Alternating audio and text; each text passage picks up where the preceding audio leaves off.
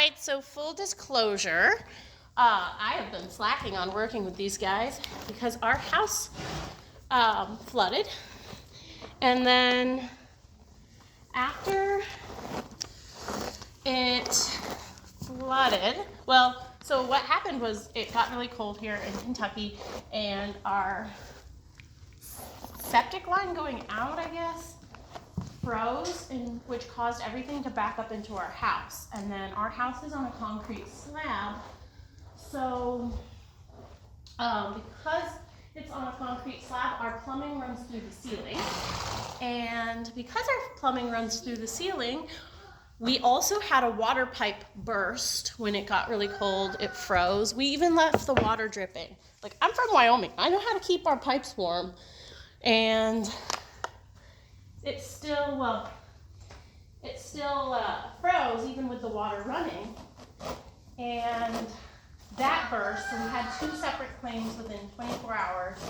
And then the first mitigation team came out, and they literally just put like 6 fans in our house, but didn't take anything out, like any of the stuff that was affected. So my husband's like, hey, a lot of that was poop water, so like that's a problem. And we don't want, such a sweet boy, you're so soft. We don't want that like still in the house. Like, we have to do more than just dry it. So they sent out another mitigation team, but because they had already started, they said that they didn't get approval for it, which is funny because the guy came out for the second claim, said that they hadn't even started mitigation on the second claim yet. And so pretty much they're just leaving our house while they put us up in a hotel, which the kids have been loving. But I'm really sad to say that by the time I get out here, get the animals fed and taken care of, train my board and train dog, do all that stuff, these guys have been just taking a back seat. So this is the first time I've gotten Bandit out to work in longer than I care to admit. I will say he let me catch him, no problem. He's still always in my space. Clearly he's having no problem with me brushing out his tail, even though there's a dog right behind him. So I'm super happy with that. Look at this tail. Oh my gosh, it's so thick. Yeah, you're so pretty. I really want to just spend like an hour braiding his tail, but I'm like, do I do training or do I braid his tail and his mane and make him look beautiful? So I will probably do some training today. Last time I had him, I was working on side passing, so I will work on that again today. And we've been doing it different ways, so I was doing it as a pickup version where he actually moves towards me. Today I'm going to be asking him to move away. If he makes a mistake, I don't make a big deal about it, but if he even takes the tiniest step away from me tapping on his ribs, then I will mark with my whistle and reward. And my son just brought a whip in the barn. That's not safe for mommy when she's working with the horses. That was scary, buddy, wasn't it? Oh, poor boy. All right. What do prey animals love? Hugs around the neck? No. That's not natural for him. And my son's still doing it. Bryson!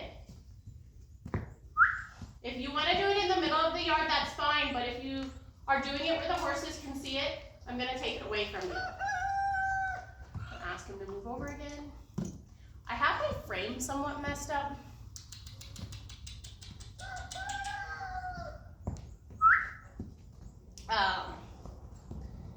It's like a different shape than it normally is, so I might not get as much range of where I can work in. So one step, I want that hip to move also, and then I leave him alone. Yeah, you see how he gets his lips ready? All right, now I'm gonna ask those shoulders. Good. He doesn't get a mark every time, but if I get a nice side passing step,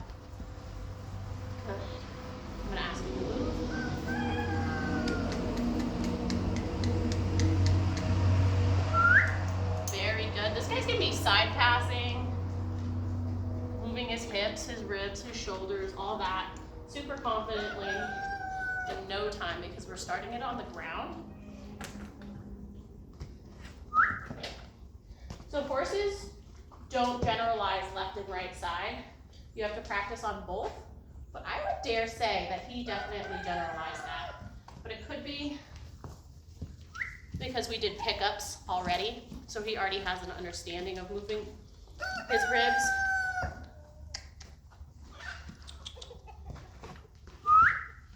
I was being a little greedy there, asking for a lot of steps, but I was super happy with the result. All right, let's ask the other way.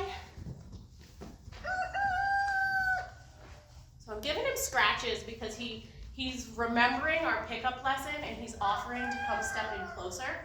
So I gave him scratches because I didn't ask him not to. Look at that, one tap and he did beautiful steps.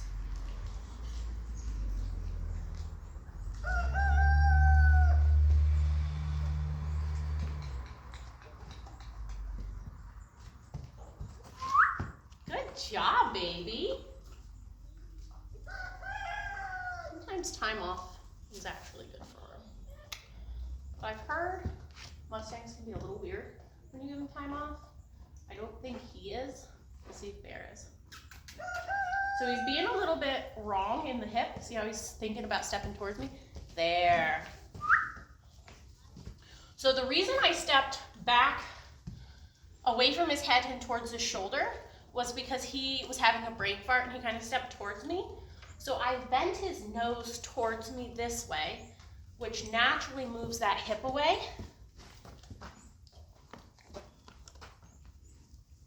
He's having another brain fart there. Which naturally moves that hip away. So because it naturally moves that hip away, it's kind of like a little bit of a reminder, like a hint. So instead of asking more or in a scarier way, I just kind of gave the rest of his body a hint. Look how willing he was there. Good job. Like to see that shoulder move a little bit more. I had a step I probably should have accepted and I realize I'm out of frame. But I asked for a little bit more because I was being greedy. I'm gonna bring him around and ask him to drop his head like he's putting on a halter. Good job. A lot of people think like, see how he moved his head away? A lot of people would be like, oh, I'm doing it wrong, or I should just stop. But really, they're allowed to make mistakes or not get things perfect, and it doesn't necessarily make it a reflection of you or them. It's just part of the learning process, right? How often do humans, so I'm using halter pressure, which I don't usually do, instead of hand pressure, so it felt a little different too. How often do humans make mistakes in the learning process? So he doesn't have to be perfectly right. Good boy. He doesn't have to be perfectly right. It's not a big deal if he tries the wrong answer first.